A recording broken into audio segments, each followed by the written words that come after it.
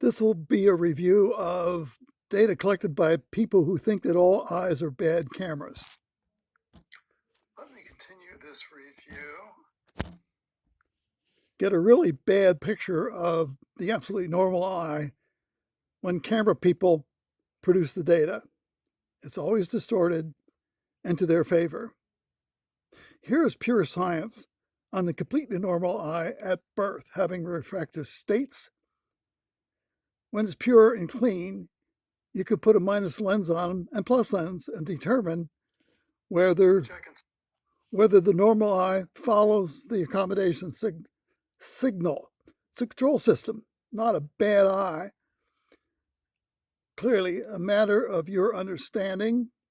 It is certain Rupa Wong's understanding that she helps her own children with prevention when they have 20/20. And that is certainly my concept, and that is what I'm doing now.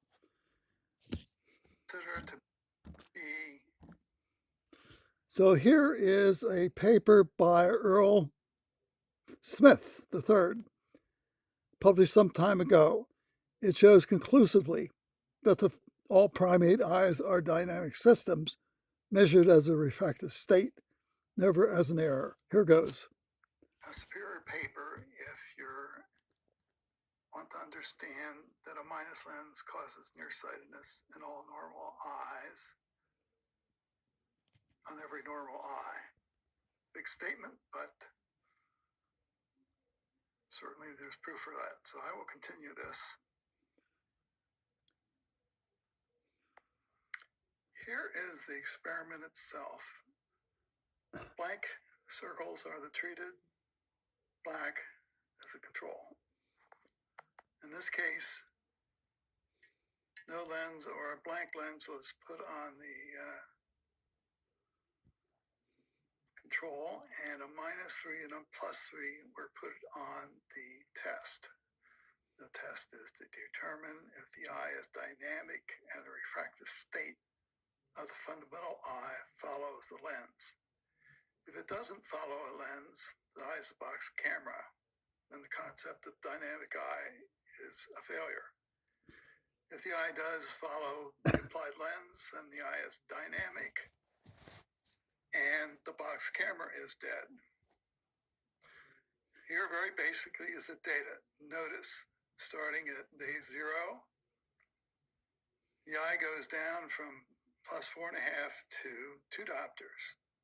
Notice that the data is noisy for about a year. There's easy to see variations from 0 down to 0, from 2 diopters down to 0, and back up to 2 diopters. This means that long-term measurement is required, and getting an average is crucial.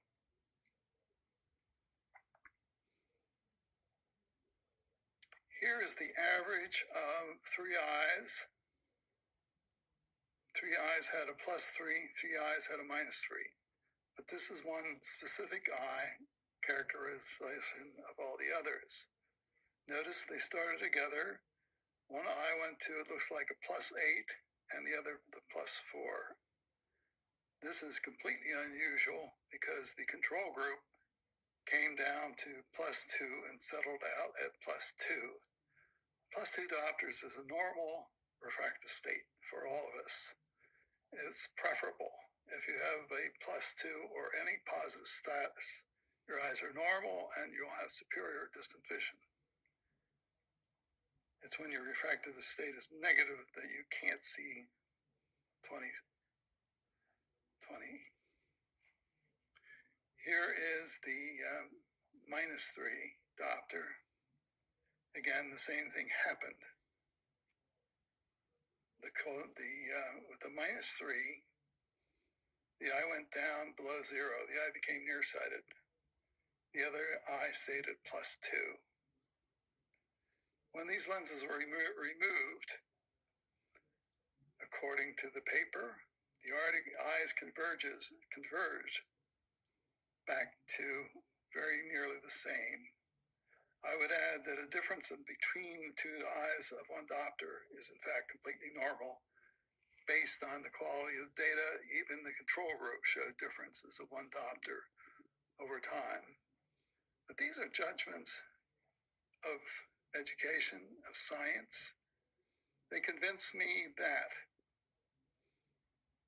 a negative state of the eye is completely induced by the child's habits. Tragic, perhaps, but I consider that to be scientific truth, and this is final verification for it.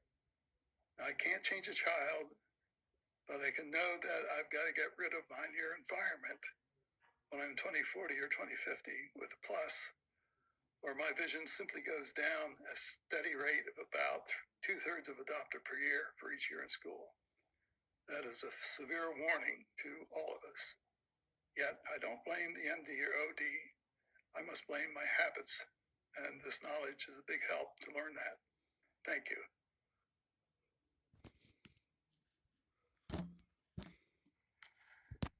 Had to focus the talk, so I chose myopia because it's more common, but a lot of the principles Here's a little bit of Todd Becker. here, if you pay attention, apply to hyper. Todd Becker gets it right. At 2040, if you're dedicated and use the plus, you can go from -0.5 to +0.5. That paper presented by Dr. Smith III is good in pure science, but they never understand it that way. So we have a definition of science. Who is a scientist? Who's the engineer? Who's the scientist? What is pure science, in fact? And who looks at that and learns prevention seriously when they're 2040?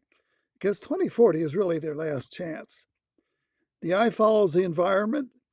If you change the environment by using a plus for near when you're 2040, you could probably go from 2040 to positive refraction in 2020. But that is lifetime. There really is no other way. Add your own thoughts and commentary. When you run pure experiments, think in terms of pure science and figure it out that way. Thank you.